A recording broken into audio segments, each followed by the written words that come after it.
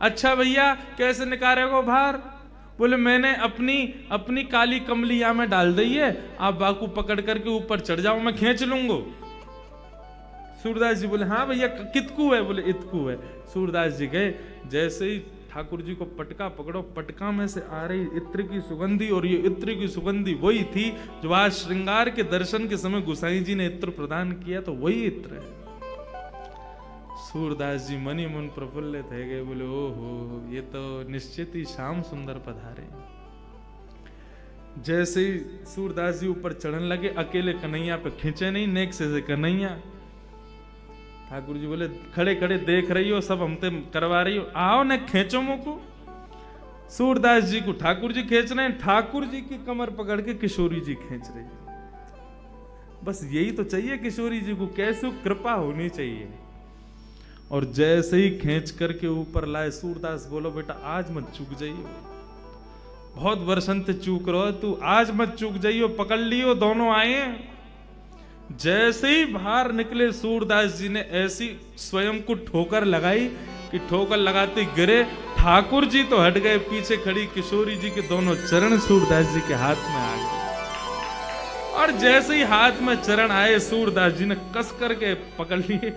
अब किशोरी जी को ठाकुर जी कहते जल्दी भगो, पकड़ ले गो बाबा। जैसे ही पाम छुड़ा के भगी तो किशोरी जी की एक पाजेब सूरदास जी के हाथ में रह गई। सूरदास जी ने तुरंत अपनी कांख में दवाई ली। बस मनी मन बड़े प्रसन्न रहे, बोले इतना ही सही बहुत है, कछु तो है मेरे पास, कभी तो आमेंगे लेवे।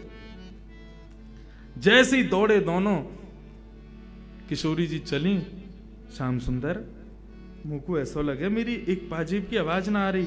जैसे ही अपने अंग चरणन को देखो तो बोले अरे मेरा पाजेब तो वहीं रह गयो, मेरी पायल रह गई कन्हैया, चलो लेके आवेंगे। ठाकुर जी बोले दूसरी धरा दूंगो, वाय लेवे मत चलो, ना ना वही चाहिए मुझको।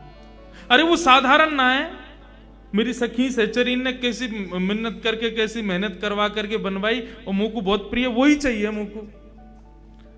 ठाकुर जी बोले यही मारे ना लाऊं मैं तुम्हें, कितनो श्रम है रो, नेक देर में हमको सहज होनो, मंदिर में पहुंचनो, दर्शन करवे के दर्शनार्थी पधारेंगे सब, आप माने ना है। किशोरी जी बोली वही पाजेब चाहिए, चलो। ठाकुर जी गए लेकर के, दूर खड़े, सूरदास जी बैठे हुए हैं, बैठ करके और प्रेम से हरि स्मरण कर रहे हैं। इतने में ठाकुर जी दूर से बोले बाबा। हाँ भैया फिरते आ गए?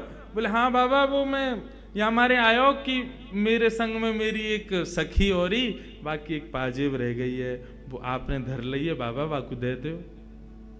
सूरदास जी बोले कौन सी पाजेब? बोले आपने धर ली है। अच्छा ये वाली पाजेब? बोले हाँ ये वाली। अच्छा कौन की है? बोले मेरे संग एक सखी पधारी है, मेरी सहेली है, बाकी है। बाबा बोले मोह का पतो तेरी सहेली की है कि ना है, मेरी कोई मदद करवे आयो ना एक देर पहले, बाकी पाजेब रह गई, सो मैंने धर ली कि आवेगो तो दे दूंगो। अब मोह का पतो कि जाने मेरी मदद करी, वो तो ये मुंह दिखे तो है ना। ठाकुर जी बोले अरे मैं ही हूं बाबा, मैंने ही कृपा करी, मैंने ही आपको निकारो बाहर। सूरदास जी बोले मैं ना मानू भैया, कहीं मैंने पाजेब दे दी और जाने मेरी सहायता करी, कहीं वो आगो तो, और वो कहे कि मेरी पाजेब दो, तो मैं तो दुबधाम पड़ जाऊंगा, वो तो पतो ही ना है कौन की है।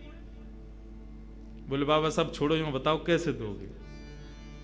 बोले ऐसे दूंगो, एक पाजेब मेरे पास है, एक तुम्हारे पास होगी। बोले हाँ, बाकी पहचान करा दो। बोले कैसे होगी पहचान?